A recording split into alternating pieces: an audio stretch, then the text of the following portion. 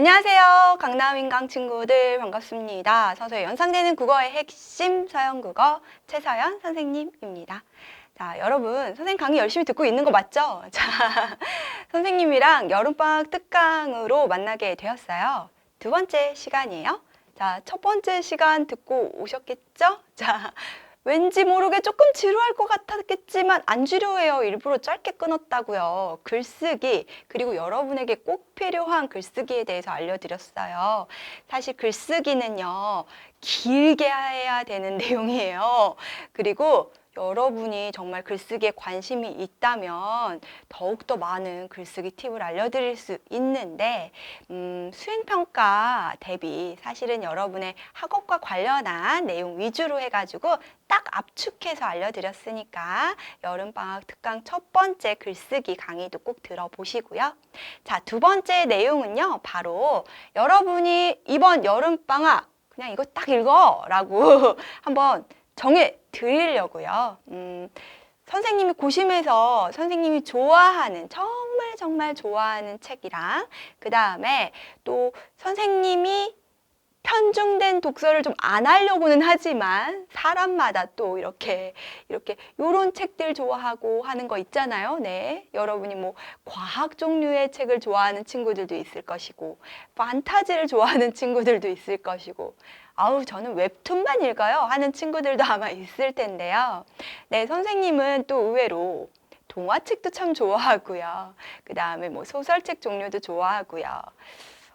그 다음에 뭐 인문학도 어떻게든 꾸역꾸역 읽으려고 막 하는 거거든요.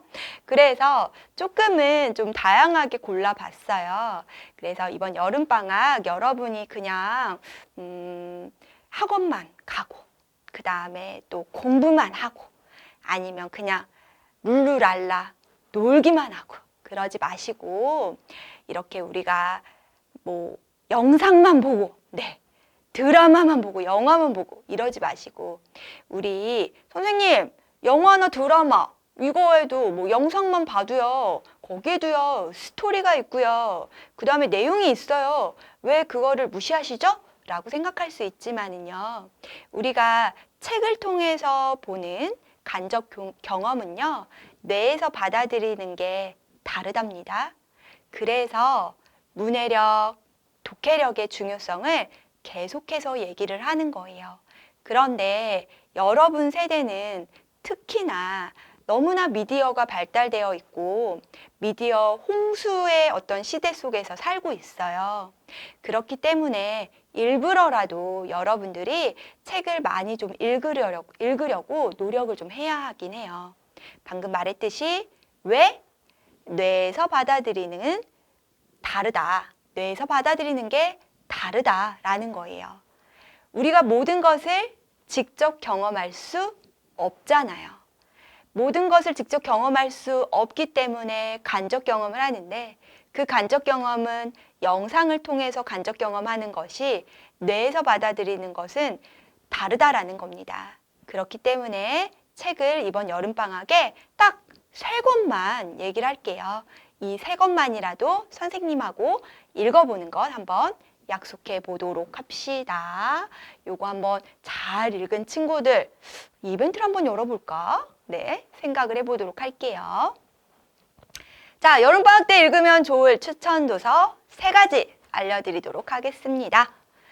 첫 번째 추천 도서입니다. 자, 우리 창빌 청소년 문학에서 나온 알로하 나의 엄마들이라는 제목의 책입니다.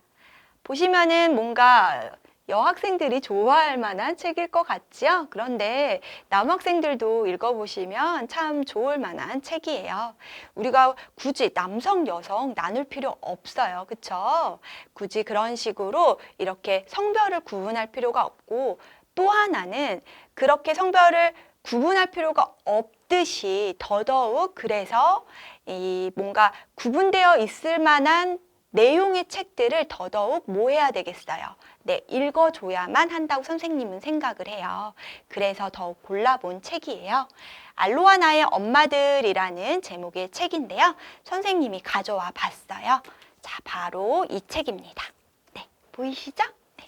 보시면은요, 여기에는 여성 중심 가족이라고 되어 있습니다. 그 얘기가 왜 나오냐면은요, 이제 좀 이따가 얘기를 할 텐데요. 어떻게 보면은, 깨알까지는 아니지만 소설책이에요. 그런데 꽤 좀 두께감이 있죠? 네, 요 정도. 네, 두께감이 있는 그러한 책이에요.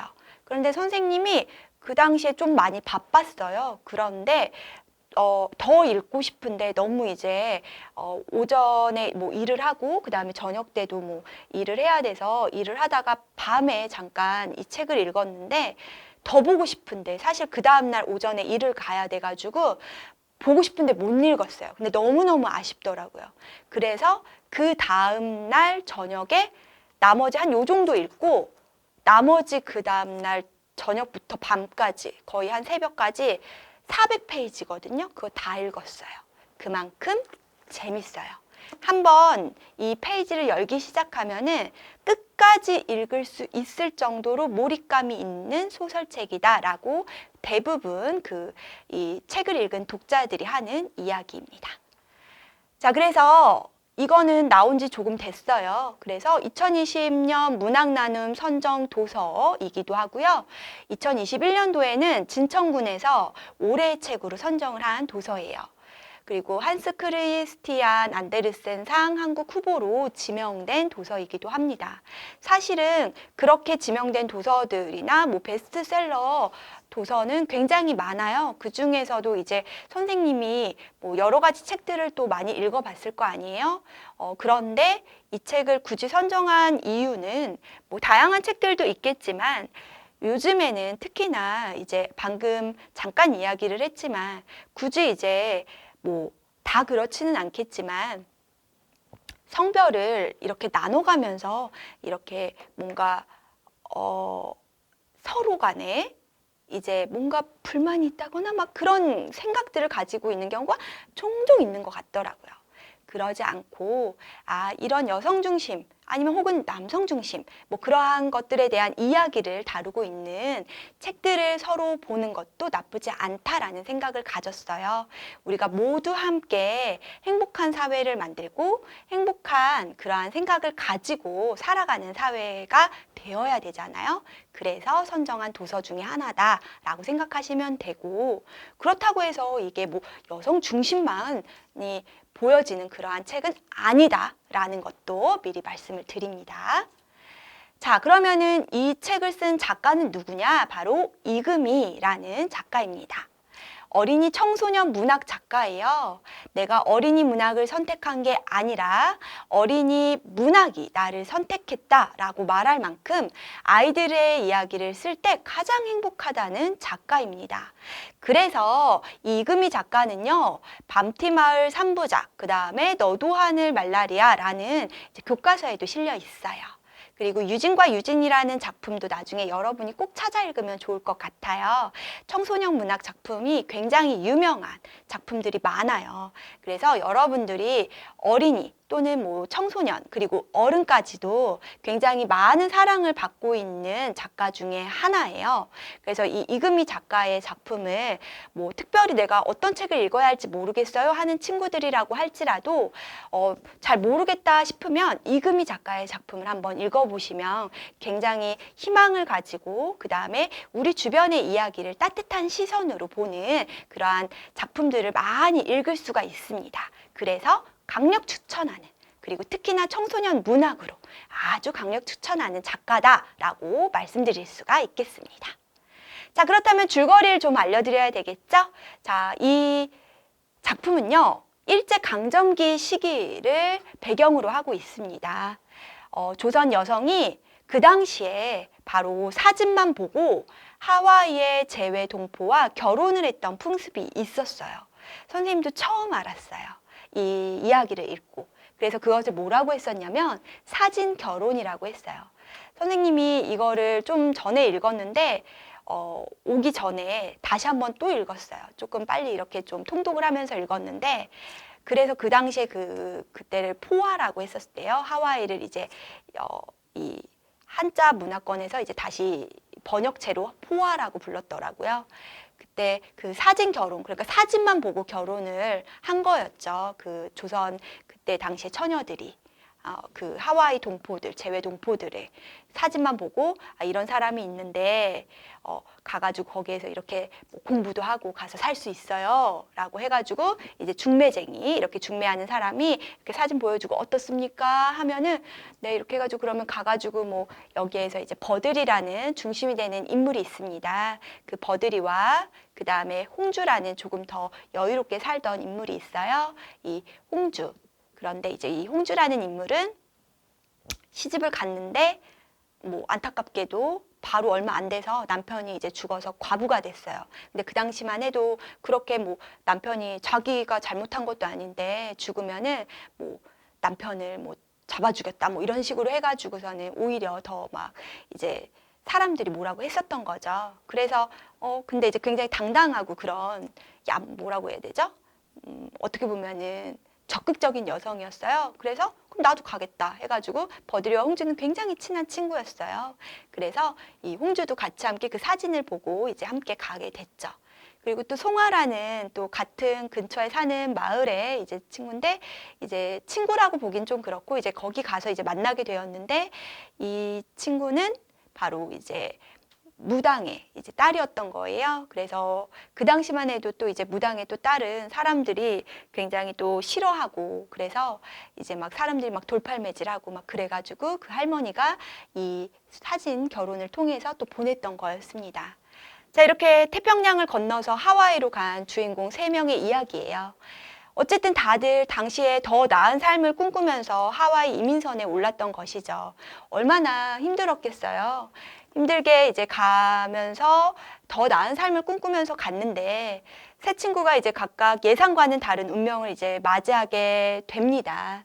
그래서 이제 선생님이 보면서 중간중간 이제 어떤 내용들 부분에서 몇 가지는 좀 그러한 어떤 시대적인 상황이라든가 이런 것들을 좀 읽어주면 좋겠구나라는 것들을 좀 체크를 좀 해봤었는데요. 보시면은요, 이제 버들이는 자, 사진이 어땠을 것 같아요? 여러분 생각을 해보세요. 뭐, 그 당시에 이제 사진, 일제강점기 시기였으니까 그 당시에 사진이 어떤 사람은 진짜 늙었는데 막 되게 옛날에 찍은 사진 막 이런 것들을 보냈던 거예요. 그래서 알고 보니 버들이의 남편이 될 사람만 그래도 좀 가장 좀 이렇게 나이에 가까운 좀 젊고 가장 괜찮은 사람이었던 것이고 홍주는 그 나이보다 훨씬 더 나이 많은 사람이었던 거고 송아는 거의 뭐 노인에 가까운 사람이 남편이었던 거예요. 그래서 이제 뭐 다들 난리가 났던 거죠. 그리고 하와이에 도착을 하니 막상 현실은 엄청나게 힘든 삶이 기다리고 있었겠죠. 당연히 뭐 일제강점기 시기에 하와이에 갔었으니 거기에서 그 재외동포의 삶이 어땠겠습니까? 농장에서 이제 뭐 농사일을 하면서 이제 살아야 했고 그리고 거기에서도 우리 독립을 위해서 이제 힘쓰면서 살아가던 이들이 있었던 거고 그 와중에 또 그 독립을 위해서 싸우는 사람들 또 그 이념과 또 반대인 사람들 뭐 이러한 어떤 그런 모습들도 나타납니다. 그래서 그런 모습들이 좀 나오는데요. 보시면은 몇 가지가 좀 있는데 뭐가 있냐면 몇 가지 중에 선생님이 좀 요거를 얘기를 해볼까 봐요.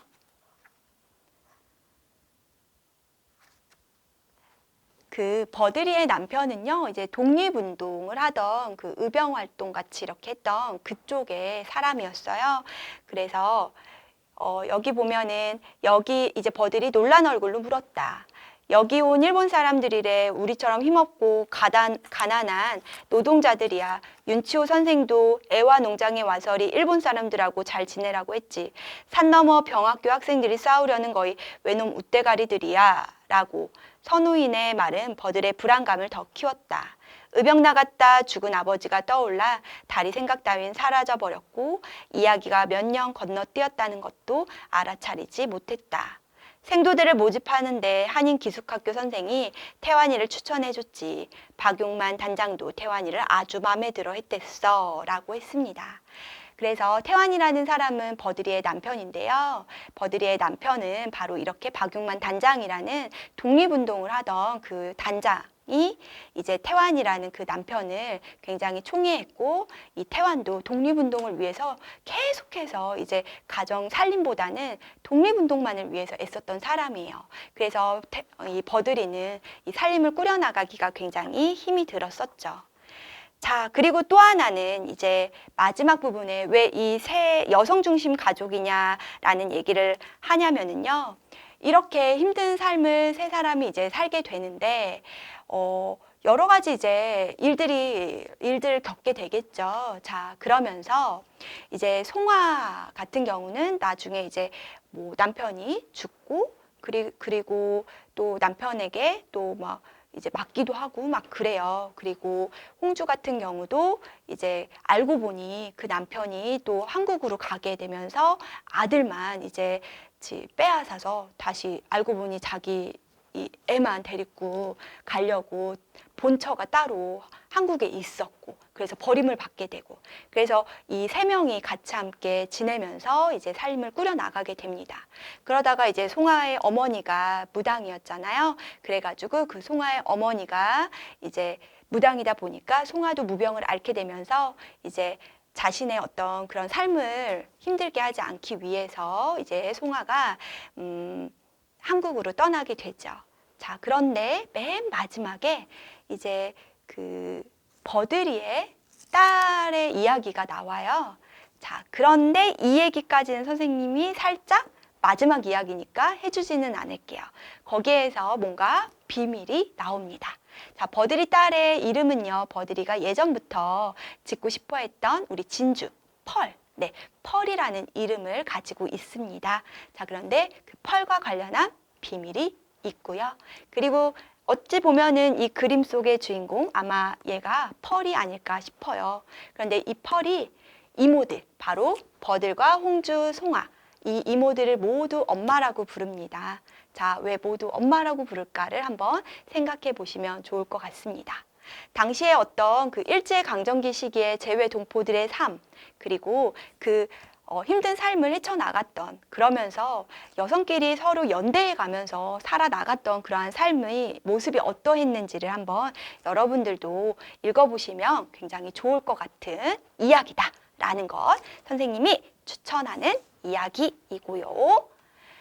자, 그래서 서로를 이렇게 존중하고 이해하며 친구이자 엄마가 되어주는 새 여성의 모습을 통해서 이런 것도 새로운 가족 형태이자 여성 공동체의 모습을 보여주는구나 라고 생각하시면 될 것 같습니다. 자, 그 다음 두 번째 추천 도서입니다. 자, 요거는 선생님이 진짜 좋아하는 책이에요. 이거는 어젯밤에 선생님이 다시 한번 다 끝까지 읽었어요. 왜냐하면 동화책이다 보니까 더더욱 금세 읽을 수도 있고요. 그림도 너무 좋아요. 바로 긴긴 밤이라고, 크죠?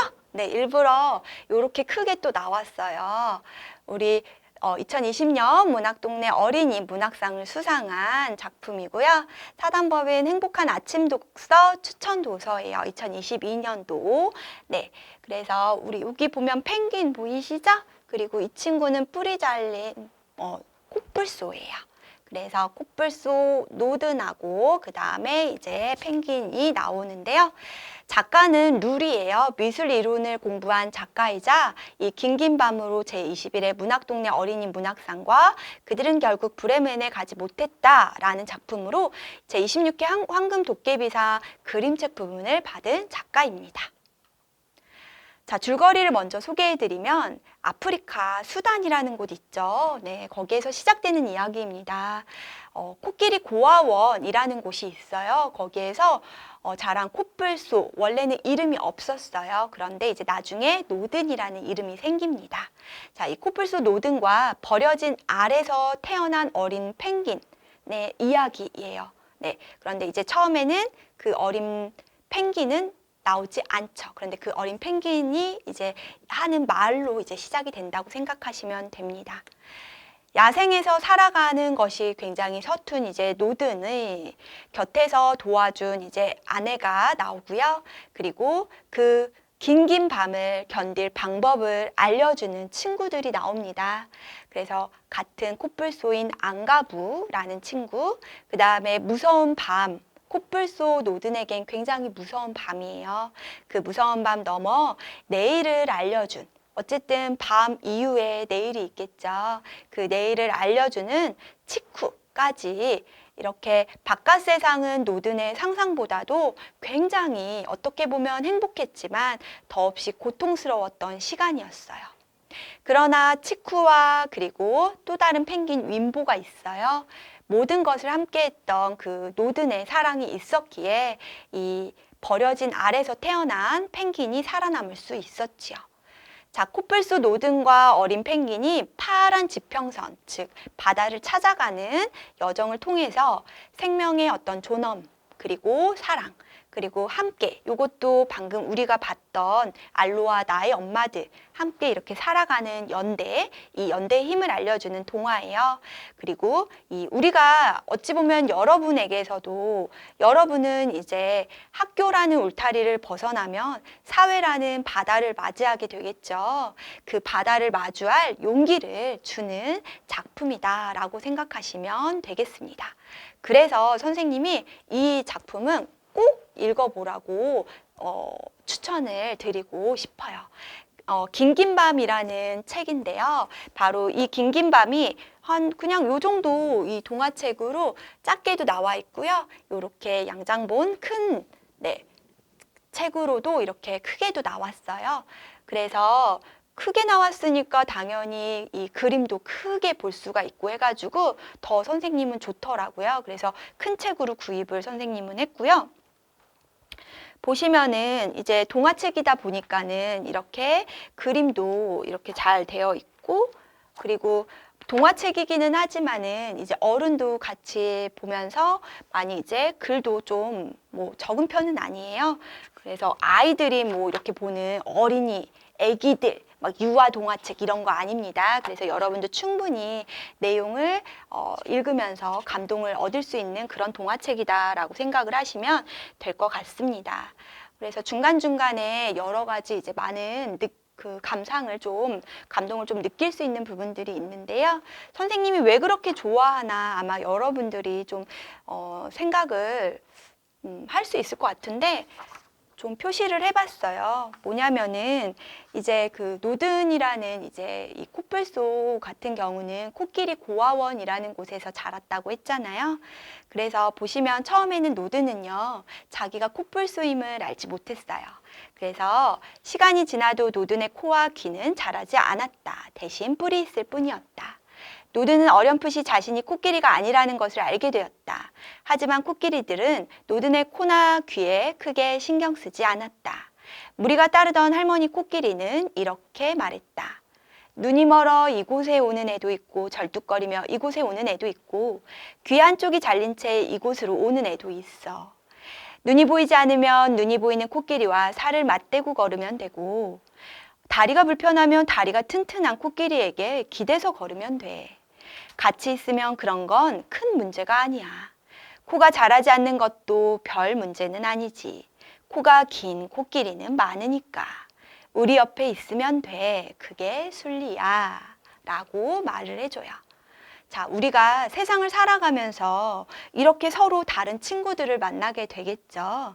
그게 어떻게 보면은 이렇게 코끼리 고아원에서 만난 다른 동물에게 할머니 코끼리가 말하는 그 말을 여러분도 다른 친구들에게, 또는 여러분이 내가 다름을 느꼈을 때 충분히 생각을 했으면 좋겠다라고, 그리고 선생님도 이거를 보면서 위로를 받았다라고 말해주고 싶었어요. 자, 그 다음에 또 하나, 이제 노드는 야생으로 나가야 될까 말까 고민을 했어요. 가고는 싶지만 한편으로는 불안해요. 근데 그거는 선생님도 마찬가지예요. 그리고 여러분도 마찬가지일 거예요.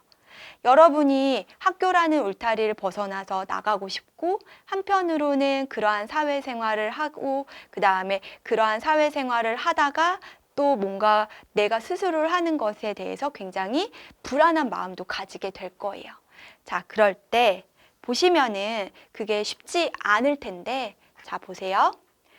노드는 코끼리들의 말을 하나도 빼놓지 않고 기억했지만 당시에 자신이 어떻게 했는지는 잘 기억하지 못했다. 그는 그때 작별 인사를 제대로 하지 못했다고 늘 아쉬워했다.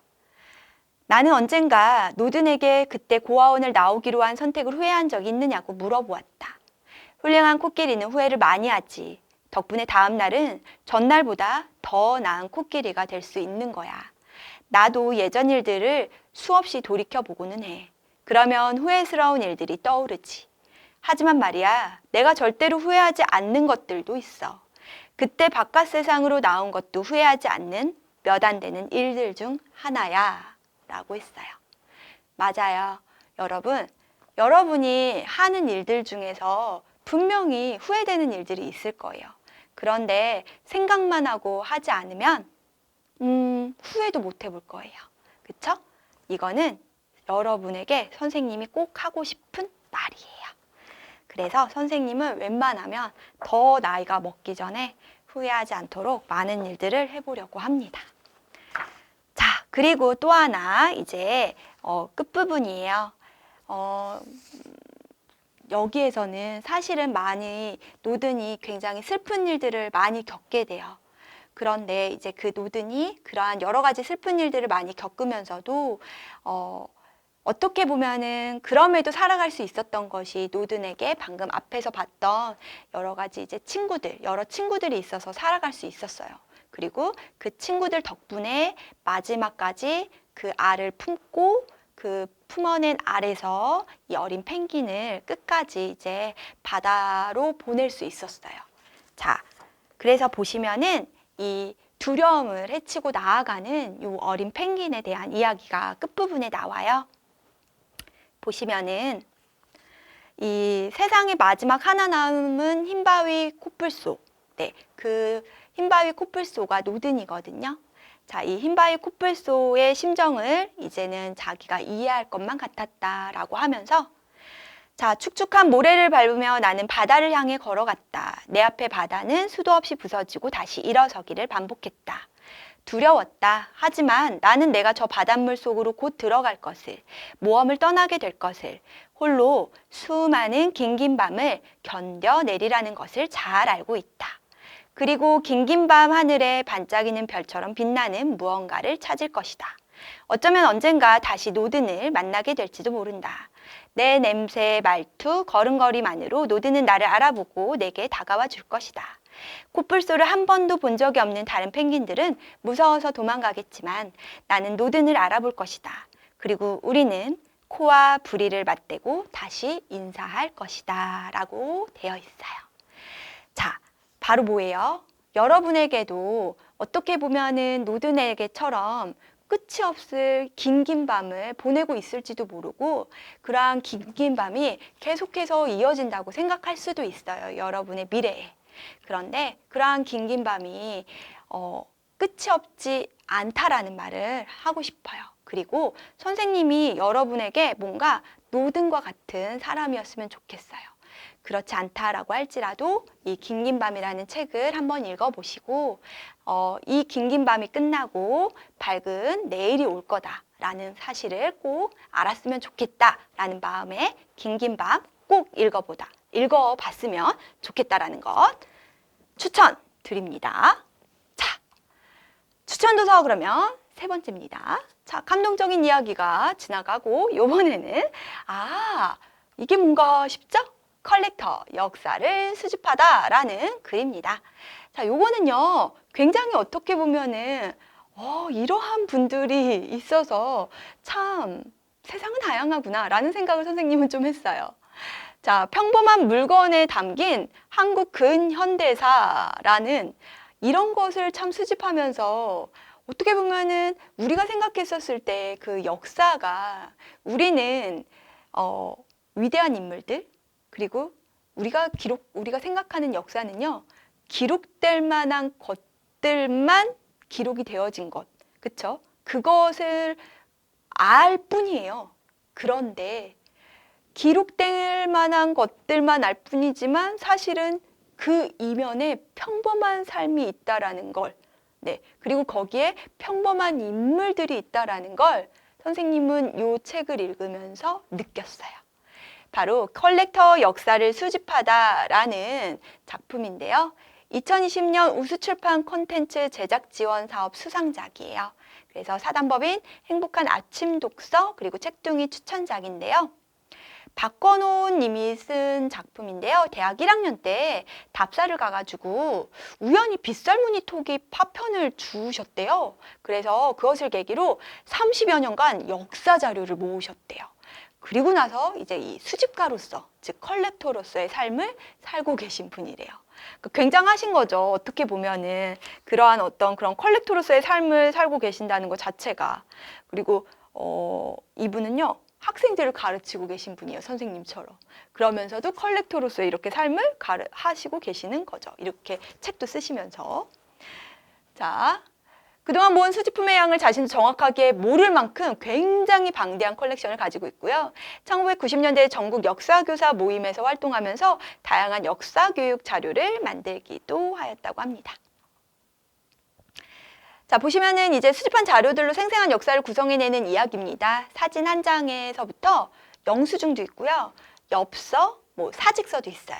거기에서 이제 30여 년간 발품을 팔아 직접 찾아낸 자료들을 바탕으로 해서 수집품에 담겨있는 역사와 이야기를 들려준다라고 생각을 하시면 됩니다.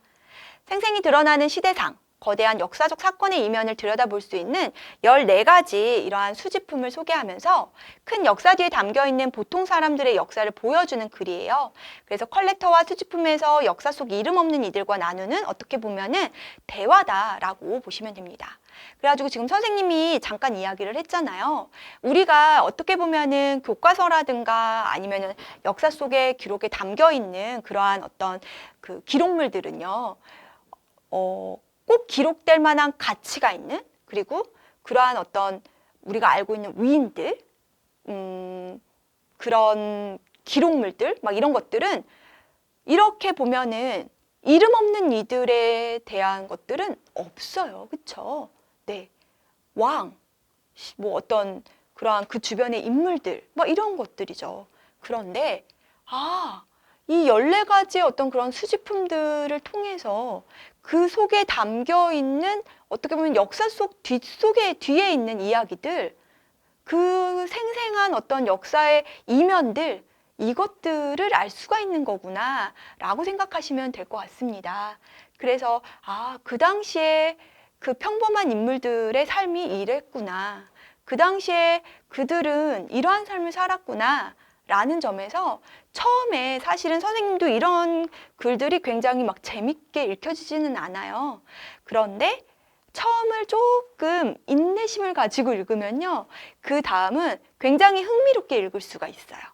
그래서 여기에 이제 좀 보시면은 질문도 좀 하고 막 그래요.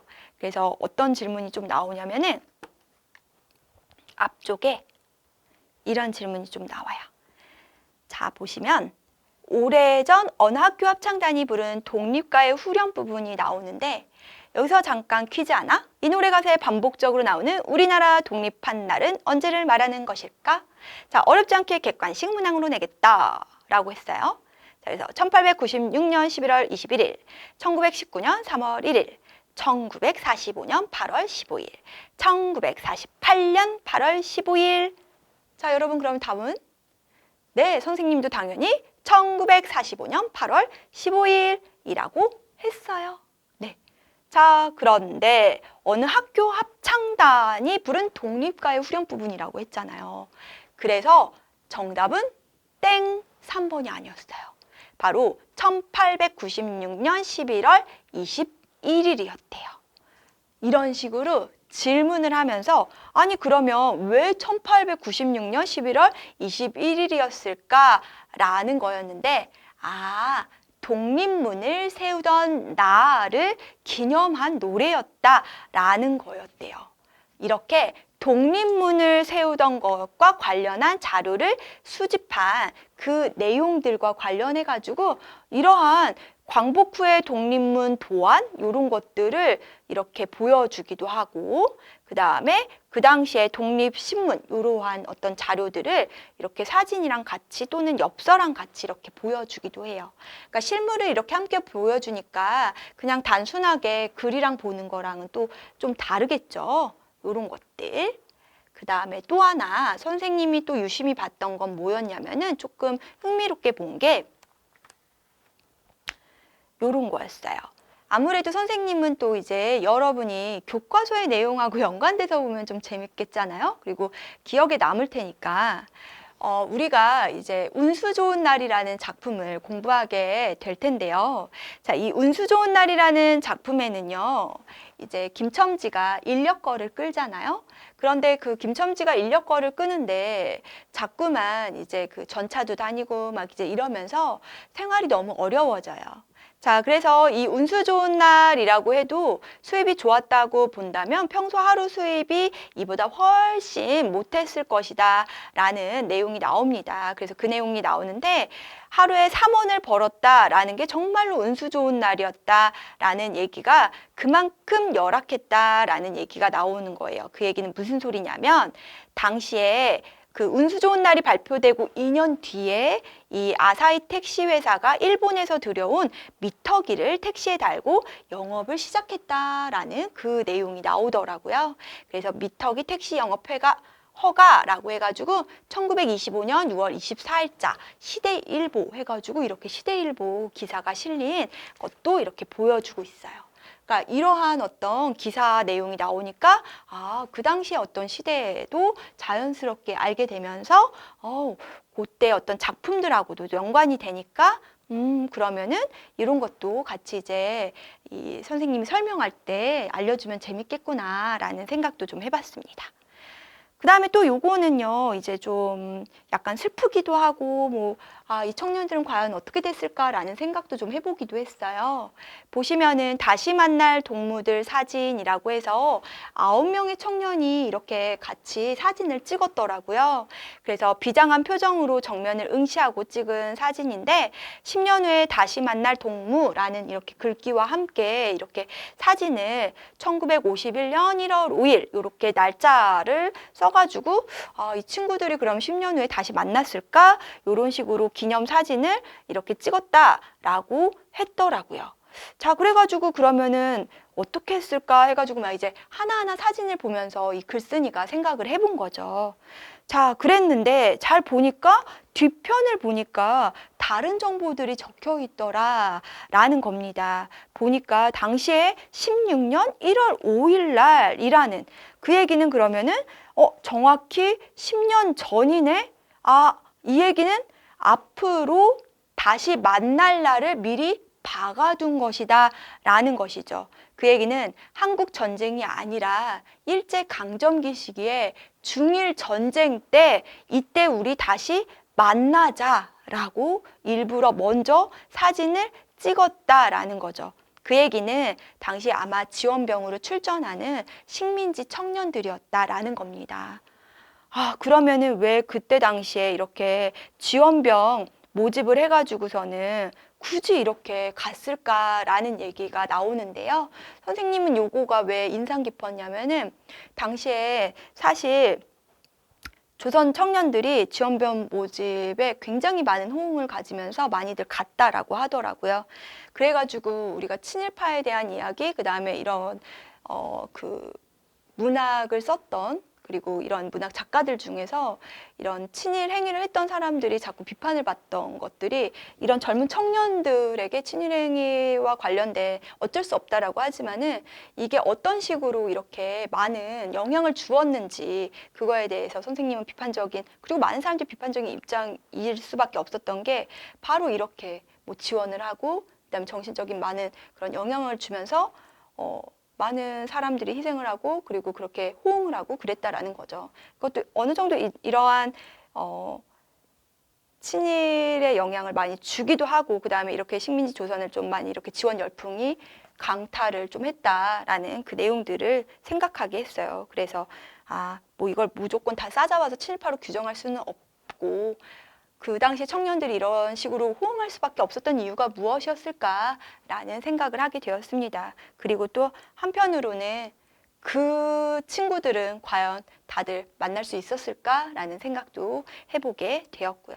그런 것들이 바로 뭐예요? 방금 선생님이 이야기한 것처럼 역사 속에 이름 없는 이들에 대한 어떤 삶을 보여주는 것, 바로 이러한 컬렉터로서 이렇게 다양한 어떤 영수증이든 사진이든 이런 것들을 통해서 이 평범한 이들의 삶을 보여주는 거구나. 그것이 바로 이러한 책을 통해서 우리가 간접 경험, 그리고 그것을 여러분들이 배경 지식을 자연스럽게 쌓으면서 폭넓은 사고를 할 수가 있게 된다라는 말을 해주고 싶은 겁니다. 그래서 이 책도 여러분들이 읽으면서 여러분은 특히나 이제 앞으로 나아가서는 다양한 종류의 글들을 읽게 되잖아요. 그렇죠? 특히 이제 수능을 위한, 그리고 그러한 어떤 그 평가를 위한 글들을 읽어야 되는데, 그러한 글들은 거의 대부분 문학 작품보다는 비문학 작품이에요. 그리고 그러한 비문학 작품은 굉장히 또 어렵고, 그 어려운 작품들은 어떤 작품이 나올지는 아무도 몰라요. 그렇기 때문에 그러한 비문학 작품을 잘 읽어내려면 배경 지식이 당연히 많아야 되고, 그 배경 지식이 많아지려면 당연히 선생님이 지금 이야기하는 것처럼 이렇게 뭐 해야 되겠어요? 충분히 배경 지식이 잘 쌓아진 상태에서 독해력이, 즉 문해력, 독해력이 높아야 합니다. 자, 그런데 그러한 독해력이 높아지고 독해력의 어떤 그러한 실력이 쌓아지려면 우리가 앞서 말했듯이 영상으로, 거기에도 충분한 내용과 줄거리가 있어요 라고 생각할지 몰라도, 뇌에서 받아들이는 것은 글자, 즉 활자, 이러한 책에서 받아들이는 것과 다르다라는 것이죠. 따라서 이번 여름방학 때만이라도 여러분이 이렇게 선생님이 알려준 이 책 3가지만이라도 꼭 읽어보시길 바랍니다. 자, 이거 말고도 여러분이 책을 좀 읽고 싶은데 어떤 책을 읽을지 잘 모르겠어요 라고 한다면요, 서점이나 도서관에서 추천하는 책들이 있어요. 검색해 보시거나 아니면은 도서관이나 서점에 가보시면은 추천하는 책들이 이렇게 배너에 세워져 있거나 이렇게 벽에 붙어 있거든요. 또는 올해의 책이라고 각 도시마다 이 해마다 선정하는 그 분야의 전문가들, 그리고 그 도시의 어떤 그 시민들이 함께 모여서 그 해마다 추천하는 올해의 책, 각 분야의 책들을 선정을 합니다. 그 책을 선정한 책만 읽어도 돼요. 아셨죠? 그래서 그냥 단순하게 베스트셀러 아무거나 고르지 마시고요. 그 올해의 책을 참고해서 읽어보시는 것도 좋을 것 같습니다. 자, 이번 여름방학에 요 3책만 읽어도 되겠죠? 잊지 마시고 올 여름에는 꼭 읽어보시길 바랍니다.